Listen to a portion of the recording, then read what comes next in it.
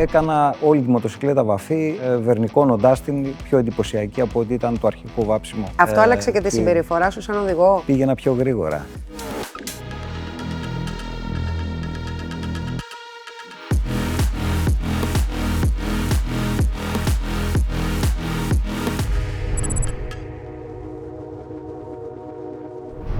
Καλώς ήρθατε σε άλλο ένα επεισόδιο του Giving Life Color, a talk show, όπου γνωρίζουμε ανθρώπους που μας λένε ιστορίες για χρώμα. Αυτή τη φορά θα βουτήξουμε στα βαθιά του χρώματος με τον ειδικό. Έχουμε μαζί μας τον Λάκη Φάλκο, που είναι τεχνικός σύμβουλος της HB Body και ξέρει τα χρώματα καλύτερα από οποιονδήποτε άλλον. Γεια σου Λάκη, καλώς ήρθες. Γεια σου Τζέι. Πες μου Λάκη, ποια είναι ακριβώς η ιδιότητά σου? Τι σημαίνει τεχνικός σύμβουλος λοιπόν? Σημαίνει ότι είναι ένας άνθρωπος ο οποίος ένας άνθρωπος ο οποίος υποστηρίζει τα προϊόντα της εταιρείας τους βαφείς αυτοκινήτων. Τους γνωρίζεις δηλαδή τα προϊόντα και τις τεχνικές. Και τις τεχνικές. Το χρώμα, τι ρόλο έχει παίξει στη ζωή σου? Πώς ξεκίνησες με αυτή την ασχολία? Πότε έπιασες για πρώτη φορά πιστόλι στα χέρια σου? Αυτό έγινε πριν πολλά χρόνια, χθες δηλαδή. Από μικρός είχα ασχοληθεί με τις βαφές των αυτοκινήτων. Μικρός από μοτοσυκλέτες είχα ξεκινήσει να βάφω τις δικές μου μηχανές και μετέπειτα στο συνεργείο μαζί με μαστόρους στα χρώματα. Προχώρησες στην... Προχώρησα, ναι. Ναι, αλλά τι ήταν αυτό που σου έκανε κλικ στην αρχή, που σε έβαλε στον κόσμο του χρώματος, που η ζωή σου έγινε από ασπρόμαυρη, πολύχρωμη? Μου άρεσε πάρα πολύ το αυτοκίνητο και η μοτοσυκλέτα και μου άρεσε αυτό το τεχνικό κομμάτι να φτιάχνεις κάτι που είναι φθαρμένο, παλιό και να το κάνεις σαν καινούριο. Τι είχες φτιάξει λοιπόν σαν πρώτη προσπάθεια? Η πρώτη προσπάθεια ένα IT2,5, το οποίο ήταν ένα καθαρό enduro και το είχα επιμεληθεί σαν βαφή και τα λοιπά. Τότε δεν είχες πολλά πράγματα να κάνεις γιατί ήταν πλαστικά πολλά μέρη. Στην συνέχεια είχα κάνει μια Triumph Daytona 955 και την είχα πάρει καινούρια. Και κίτρινη δηλαδή. Κίτρινη, είναι πέρλα, η οποία είχε κάποια λογότυπα που δεν μου άρεσαν, όπως το 595 που έγραφε πάνω στην ουρά, και είχα κάνει δικά μου λογότυπα, τον ακριβή κυβισμό της μοτοσυκλέτας 955 κυβικά. Να ξέρουμε τι οδηγούμε. Ακριβώς. Να φαίνεται. Λοιπόν, και το έκανε η Ducati όμως. Έβαψα, ναι. Συγγνώμη, το έκανε η Triumph. Το συνέχισε η Triumph αυτό. Ήταν η δική σου ιδέα, την κλέψανε?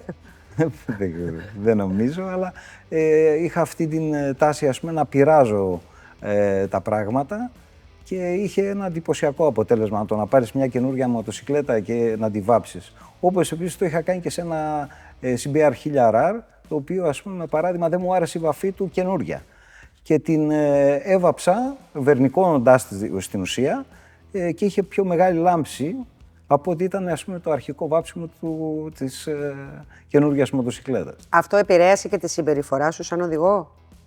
Νομίζω πως ναι. Γλίστραγε περισσότερο στον αέρα. Στα αυτοκίνητα πώς έγινε? Εντάξει, με τις μοτοσυκλέτες. Στα αυτοκίνητα, εγώ ξέρω ότι έχεις αναλάβει και πολύ μεγάλα project. Ναι. Η αλήθεια είναι ότι είχα κάνει 10 χρόνια αμαξώματα λεωφορείων. Μεγάλες επιφάνειες. Μεγάλες επιφάνειες.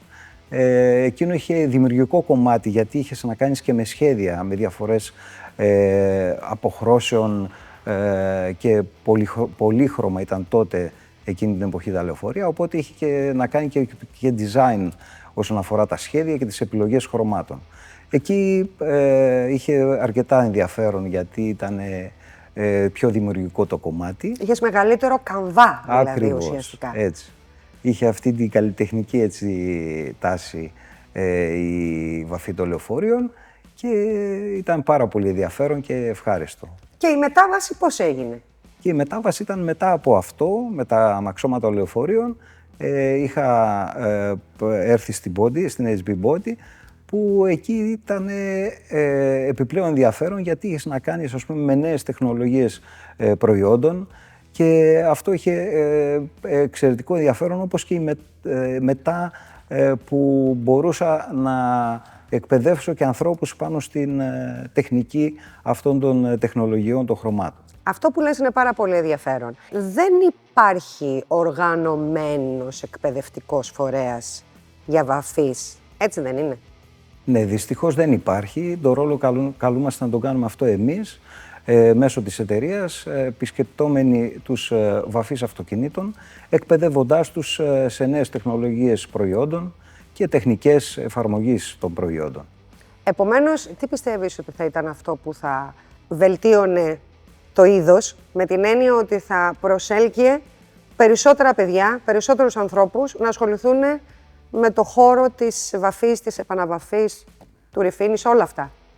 Νομίζω ότι η εκπαίδευση είναι το βασικό και πιστεύω ότι έχει μια προσφορά η εταιρεία στο να εκπαιδεύει τους ανθρώπους, εμάς και εμείς στην πορεία, νέους ανθρώπους στις τεχνικές βαφής των αυτοκινήτων. Πιστεύω ότι αυτό είναι το ενδιαφέρον που θα μπορούσε να προκύψει από την επαφή μας με τους νέους ανθρώπους που θέλουν να ασχοληθούν με το κομμάτι των χρωμάτων. Πάμε λοιπόν πάλι στα χρώματα. Πώς έχουν εξελιχθεί τα χρώματα με τα χρόνια, ποιες είναι οι καινούριες τεχνολογίες, ποια είναι η διαφορά σε σχέση με το παρελθόν, η ουσιαστική? Κάποτε υπήρχαν πολύ απλά χρώματα, παστέλ, αποχρώσεις κτλ. Μετά βγήκαν μεταλλικές βαφές. Τα τελευταία χρόνια έχουν προκύψει τεχνικές βαφής, οι λεγόμενες τριπλής που ονομάζουμε effect βαφές, που δίνουν τρισδιάστατο αποτέλεσμα. Ακριβώς, δηλαδή. Και πιο φανταχτερά χρώματα. Αυτό εδώ απαιτεί και περισσότερη γνώση, τεχνογνωσία, τεχνικές γνώσεις, και αυτό είναι πάρα πολύ δύσκολο. Έχει ένα βαθμό δυσκολίας στο να μπορέσεις να... Και να διαχειριστείς αυτό. Ποια είναι η πρόκληση λοιπόν, ποιο είναι το χρώμα, ποια είναι η τεχνική που για σένα αποτελεί μεγάλη πρόκληση, αλλά θέλεις να ασχοληθείς με αυτό, γιατί το αποτέλεσμα θα σε αποζημιώσει? Ναι, είναι οι effect βαφές, οι τεχνικές, ας πούμε, παράδειγμα των πολλαπλών στρώσεων χρωμάτων, που δίνουν το εφέ έτσι πιο εντυπωσιακό. Ποια είναι τα χρώματα που σου αρέσουν εσένα προσωπικά? Όλα τα χρώματα μου αρέσουν. Για το κάθε τύπο αυτοκινήτου ή μοτοσυκλέτας, κάτι που να ταιριάζει και στην ιδιότητα. Ένα σπόρο αυτοκίνητο, ας πούμε, παράδειγμα, είναι εντυπωσιακό ότι να είναι έντονα τα χρώματά του κτλ. Να αναδεικνύει τις γωνίες και τις καμπύλες που έχει. Αυτό είναι βασικό. Ένα καλό χρώμα θα δώσει περισσότερα άλογα?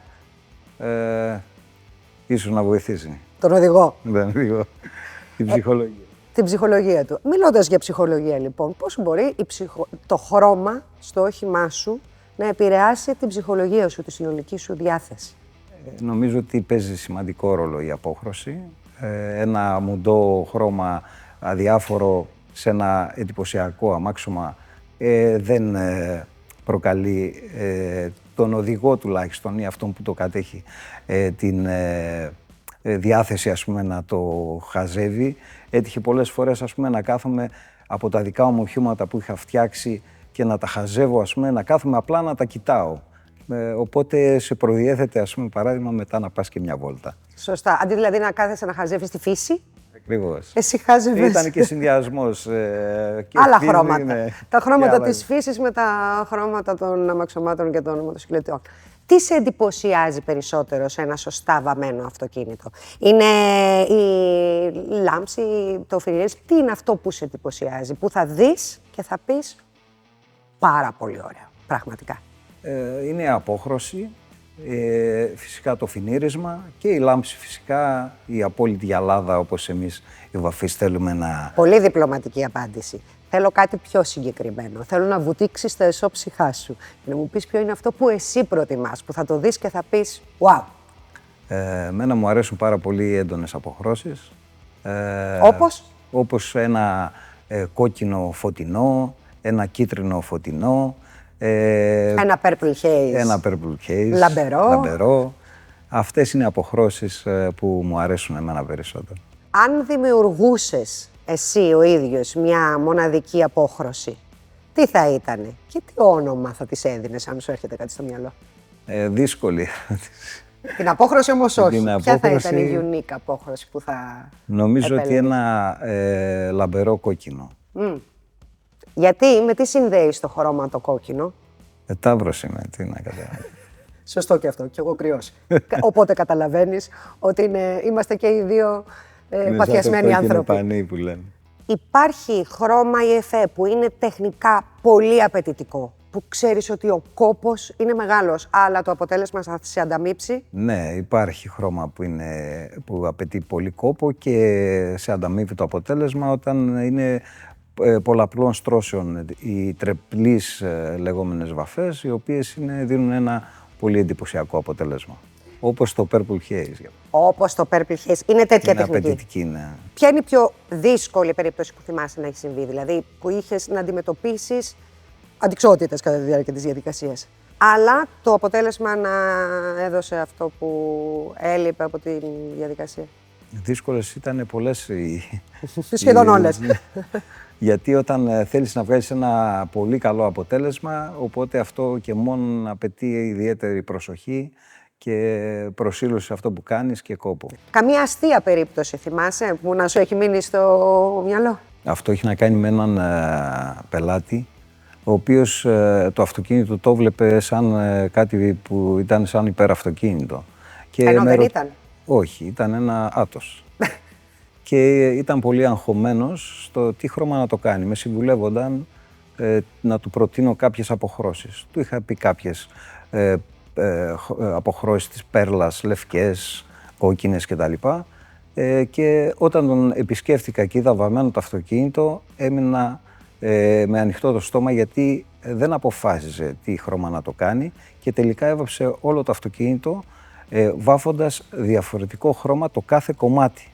Ήταν μοναδικό. Αχ, τι ωραίο το αποτέλεσμα που έχει γίνει. Εμένα θα μ' άρεσε Ήταν αυτό. εντυπωσιακά. Και σίγουρα πολύ μοναδικό. Ταυτόχρονα. Και σίγουρα τον γνώριζαν από μακριά. Δεν μπορούσε να πάει πουθενά χωρίς να ξέρουν πού είναι. Δεν μπορούσε να το περάσει στο μηχανολογικό όμως. Σαν τι. Σωστό. Ήταν πολύχρωμο. Αυτό είναι μια περίπτωση έτσι αστεία. Σε μια φανταστική μάχη ματ εναντίον μεταλλικής βαφής, ποια επιλέγεις και γιατί? Επιλέγω το συνδυασμό μεταλλικής με ματ βαφής. Δηλαδή ουσιαστικά Ο συνδυασμός. Εντάξει. Μου αρέσει πάρα πολύ η λευκή πέρλα ματ. Ωραία λοιπόν. Από αυτά τα αυτοκίνητα που έχουμε εδώ, ποιο θα έπαιρνες για να φύγεις? Τη Lamborghini. Εντάξει λοιπόν. Τελικά έχει γίνει ανάρπαστη. Ευχαριστούμε πάρα πολύ, Λάκη, που ήσουν εδώ. Ευχαριστούμε και εσάς που ήσασταν σε άλλο ένα επεισόδιο Giving Life Color, The Talk Show. Αν σας άρεσαν οι ιστορίες με χρώμα και θέλετε περισσότερες ιστορίες, τότε κάντε like και εγγραφή στο κανάλι μας. Η διεύθυνση είναι εδώ. Follow στα social media και θα σας δούμε πάλι στο επόμενο επεισόδιο με περισσότερες ιστορίες για χρώμα. Γεια!